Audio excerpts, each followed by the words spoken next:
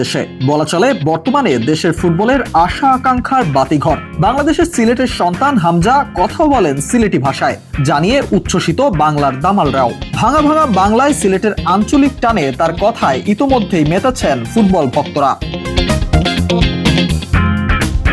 English premier লিগে খেলা footballer Hamza বাংলাদেশের হয়ে খেলবেন আগামী 25 মার্চ।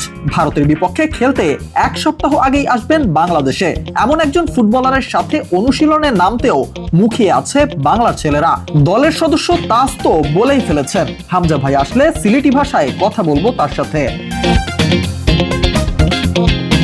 বাংলাদেশের ফুটবল দলের প্রাথমিক স্কোয়াডে রয়েছে সহোদর সাদউদ্দিন ও তাজউদ্দিন। হামজার সঙ্গে সিলেটি ভাষায় কথা বলার জন্য অপেক্ষায় রয়েছেন তারা। তাজ জানান, হামজাকে বাংলা শেখাবেন তিনি, বলেন ওনাকে শেখাবো, যদিও উনি অনেক জানেন, ড্রেসিং রুমে শেয়ার করব। বাংলাদেশ ফুটবল দলে একাধিক ফুটবলার রয়েছেন সিলেটের, আবার অনেকের জন্ম ও বেড়ে ওঠা সিলেটে না হলেও সিলেটি ভাষায় আলাপ করতে পারেন তারাও চান হামজার সঙ্গে সিলেটি ভাষায় কথা বলতে। মোট কথা, হামজার আগমনে এখন আলোচনার কেন্দ্রে সিলেটের আঞ্চলিক ভাষা।